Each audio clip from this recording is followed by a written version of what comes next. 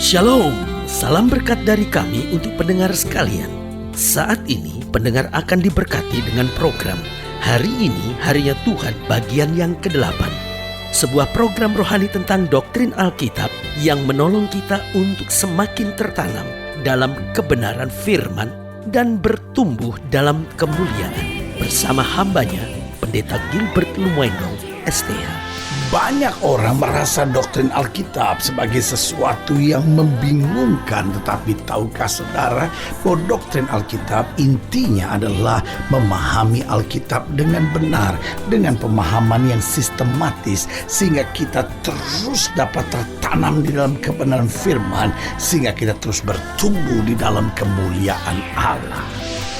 Buka hati saudara sekalian untuk menerima berkat-berkat firman-Nya hari ini.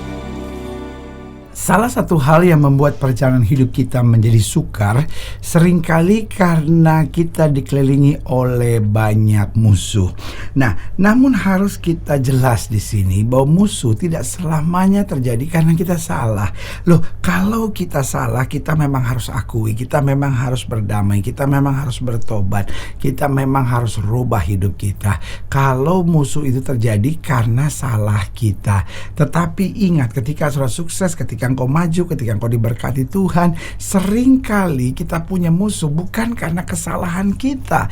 Yang pertama, bisa juga karena kita sukses lalu orang iri. Karena kita maju, orang iri. Itu yang dialami oleh Ishak. Ketika Ishak mulai maju, ketika Ishak mulai bertumbuh, ketika Ishak mulai sukses, Abimelek, seorang raja yang tadinya dekat dengan dia, yang tadinya begitu bersahabat dengan dia, akhirnya tiba-tiba menjadi cemburu. Begitupun dengan Daud dan Saul, saudara-saudara. Saul tadinya sangat sayang kepada Daud karena Daud menolong dia dalam banyak hal. Daud memain kecapi dan roh jahat undur daripada Saul. Tetapi kemudian ketika Daud sukses, Daud diberkati, Daud dipuji-puji orang, Saul mulai iri, Saul mulai cemburu, dan kemudian Saul mulai memusuhi Daud. Bahkan Saul merancangkan yang jahat. Saudara gue yang kasih dalam Tuhan, Daud gak buat apa-apa. Dan ini yang saya mau tekankan buat saudara, bahwa musuh bisa jadi karena kita salah. Dan kalau kita salah, kita harus bertobat, kita harus berdamai, kita harus akui kesalahan kita, kita harus berubah.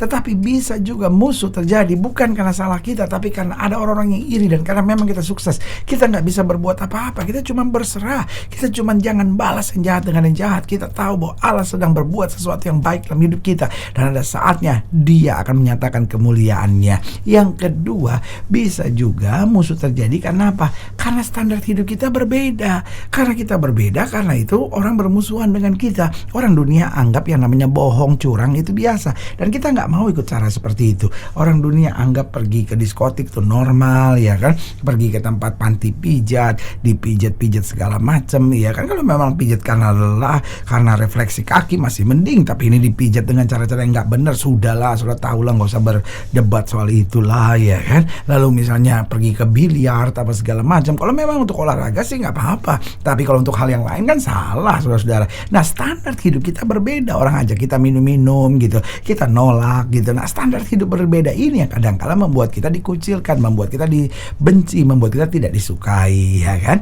Lalu yang ketiga, saya pelajari juga, seringkali kita dimusuhi bukan cuma sekedar karena kita salah, tapi karena kita tidak mau mengambil jalan-jalan dunia, ya kan? Ada masalah, rekan bisnis kita bilang, aduh pergi aja ke orang pinter, ya kan? Lalu oh ini aja baca-baca ini, ya kan? Ini buka auranya segala macam. Lalu kita nggak mau ambil jalan dunia seperti itu, ya kan? Udah sogok aja, udah gini aja gitu, ya kan? Kita nggak mau ambil jalan begitu. Akhirnya kita dibenci orang, wah kampungan lu gitu, ya kan? Wah nggak solider lu, ya kan? Sebagai hamba Allah, saya mau bilang, belajar punya prinsip, karena Alkitab udah bilang dunia ini sedang lenyap dengan segala keinginannya, tapi orang yang melakukan kehendak Allah akan tetap hidup sampai selama-lamanya. Orang-orang yang punya prinsip sedang dimusuhi oleh banyak orang. Lihat apa yang terjadi dengan Daniel, lihat apa yang terjadi dengan Sadrak, Mesak, Abednego. Itu dibenci orang bukan karena kesalahan mereka. Memang mereka punya 1001 tuduhan terhadap Daniel, Sadrak, Mesak, Abednego, tapi intinya karena mereka tidak mau mengambil jalan dunia. Mereka dibenci oleh banyak orang. Tapi sebagai hamba Allah, tetap saya mau ingatkan, kalau kita dimusuhi bukan karena salah kita, tetap setia, tetap berserah kepada Tuhan, tetap hidup dalam kasih, tetap membalas dengan ramah, maka kita akan melihat pembelaan Tuhan datang tepat pada waktunya. Yang keempat saya pelajari, meskipun kita tidak salah, bisa juga orang memusuhi kita. Yang pertama, karena orang iri. Yang kedua, karena standar hidup kita berbeda. Yang ketiga, karena kita tidak mau mengambil jalan-jalan dunia. Dan yang keempat, karena orang salah menafsirkan. Orang melihat kita, wah sombong ya dia ya, oh gini ya, lalu akhirnya kemudian terpengaruh dengan orang lain, ngomongin lagi, kan gitu kan. Sering kali kalau orang lihat kita berbeda karena kita anak Tuhan, karena kita sungguh-sungguh, lalu mulai difitnah, diomongin ke sana kemari, dan dunia ini mulai penuh dengan orang-orang yang suka ngomongin orang. Dan repotnya kita belum tahu benar, kita cuman kata orang, kita cuman perasaan saya lihatnya begitu, lalu orang omongin sini, omongin itu, dan itu kadang-kala juga yang bikin pecah gereja, saudara-saudara. Yang satu ngomongin ini, dan kalau kita udah benci sama orang, kita nggak suka sama orang, ya kan, kita salah menafsirkan orang, lalu kita meyakini itu sebagai kebenaran, kita cari bukti-buktinya, kita kumpulin orang-orangnya. Makanya pepatah bahasa Inggris bilang your best enemy is your enemy, ya kan. Teman terbaikmu adalah musuhnya musuh kamu. Saudaraku yang kasih dalam Tuhan, itu yang terjadi. Sehingga dalam gereja terbentuklah kelompok ini. Yang satu ngomong itu ini kan begini, majelis yang itu kan begini, pengerja yang itu kan begini kan, keluarga itu kan begini. Akhirnya saling menjelek-jelekan. Ini yang saya bilang, kita dibenci orang padahal kita nggak buat salah apa-apa. Cuma orang salah menafsirkan kita, lalu kemudian membangun kelompok, lalu orang ini dipengaruhi oleh yang lain, dan akhirnya jadilah kelompok yang membenci. Saudaraku yang kasih dalam Tuhan, tetap berlaku firman, ketika manusia mereka-rekakan yang jahat, Allah mereka-rekakannya untuk kebaikan. Haleluya. Selamat datang dalam program kita hari ini, harinya Tuhan, sebuah program rohani yang kembali mengingatkan kepada kita betapa pentingnya kita menjadikan firman Tuhan sebagai dasar keseharian hidup kita. Karena selama kita jadikan firman Tuhan sebagai dasar keseharian hidup kita, langkah-langkah ke depan kita penuh dengan kepastian, kemenangan, berkat, mujizat, dan perkara-perkara besar. Haleluya. Dan dalam program ini kita sedang membahas tentang diperdamaikan dengan musuh. Itu yang Alkitab katakan, kalau Tuhan berkenan, musuh orang itu pun diperdamaikan dengan dirinya. Haleluya. Nah, sebagai yang kasih dalam Tuhan, dalam program ini, dalam pembahasan tentang diperdamaikan dengan musuh, kita mau sama-sama belajar dari Kejadian pasal 26. Kejadian pasal 26 ayatnya yang ke-23. Kejadian pasal 26 mulai dari ayatnya yang ke-23, terus kita akan kupas sampai ayat yang ke-35. Kejadian 26 ayat 23 sampai 35. Demikian firman Tuhan. Dari situ ia pergi ke Beersheba. Lalu pada malam itu Tuhan menampakkan diri kepadanya serta berfirman, Akulah Allah ayahmu Abraham, janganlah takut, sebab aku menyertai engkau. Aku akan memberkati engkau dan membuat banyak keturunanmu karena Abraham hambaku itu. Sesudah itu Ishak mendirikan mesbah di situ dan memanggil nama Tuhan. Ia masang kemahnya di situ, lalu hamba-hambanya menggali sumur di situ.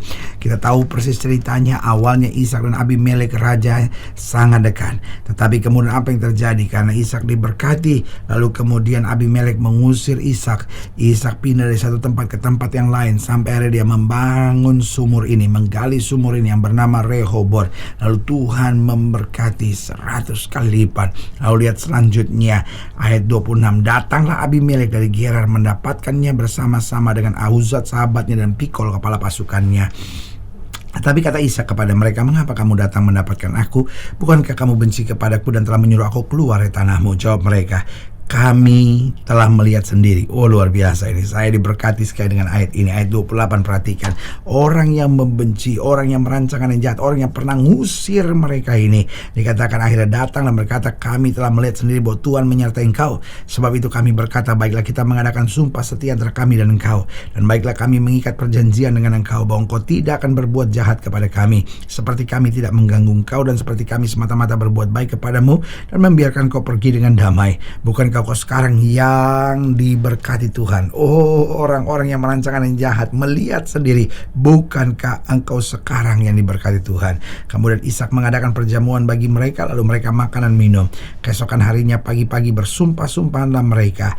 Kemudian Ishak melepas mereka dan mereka meninggalkan dia dengan damai. Pada hari itu datanglah hamba-hamba Ishak memberitahukan kepadanya tentang sumur yang telah digali mereka, serta berkata kepadanya, kami telah mendapat air. Lalu dinamailah sumur itu Sheba. Sebab itu nama kota itu adalah Beersheba sampai sekarang. Dan ketika Esau telah berumur 40 tahun, ia mengambil Yudit anak Beri orang Het dan Basmat anak Elon orang Het menjadi istrinya. Kedua perempuan itu menimbulkan kepedihan hati bagi Ishak dan bagi Ribka. Nah, saudara Saudaraku yang kekasih dalam Tuhan, dalam ayat-ayat bacaan ini kita bisa melihat bagaimana pembelaan Tuhan luar biasa. Selama kita tidak balas yang jahat dengan yang jahat, maka kita akan melihat ketika seorang itu hidupnya berkenan, maka musuhnya pun diperdamaikan dengan hidupnya. Dari sini kita bisa belajar beberapa hal sederhana. Yang pertama, bahwa orang yang memusuhi kita akan malu melihat kemuliaan Tuhan. Karena itu jangan balas, karena itu jangan emosi. Orang boleh memusuhi saudara, tapi kita tahu firman Tuhan, besi menajamkan besi, manusia menajamkan sesamanya. Pokoknya kita berserah saja, kita pasrah saja, kita serahkan semuanya kepada Tuhan. Dan ada waktunya Tuhan izinkan orang memusuhi kita, tapi ada waktunya orang yang memusuhi kita akan malu melihat kemuliaan Tuhan di dalam kita. Lalu yang kedua, saya pelajari bahwa orang yang memusuhi kita akan sadar kesalahannya. Kita nggak perlu nasihatin, oh kamu tuh nggak benar, nggak perlu. Pokoknya kita hidup aja dalam kasih. Pokoknya kita memberkati saja, kita mengampuni saja, kita nyerahkan semuanya kepada Tuhan. Sehingga akhirnya orang-orang yang memusuhi kita akan sadar kesalahannya. Oh iya ya, kita yang akhirnya salah, kita buat yang jahat padahal dia nggak buat yang jahat. Itu juga kan yang dialami oleh Saul. Akhirnya Saul sadar bahwa kesalahannya ada pada dirinya, bukan pada Daud. Yang ketiga, saya pelajari bahwa orang yang memusuhi kita tiba-tiba akan mengetahui kebenarannya. Karena selama ini dia cuma terpengaruh orang, ngomong sana ngomong sini, biarin saja. Pokoknya kebenaran akan membenarkan kebenaran itu sendiri. Orang benar tidak perlu membela diri. Dalam hidup saya punya prinsip sederhana, kebenaran akan membenarkan kebenaran itu sendiri. Pokoknya kita hidup dalam kebenaran, dan kebenaran akan membela kita. Lihat apa yang terjadi dengan Yusuf, akhirnya semua tahu kok kebenarannya, iya kan? Dan yang keempat, saya pelajari orang yang musuh kita akan dibuat Tuhan perlu dengan kita.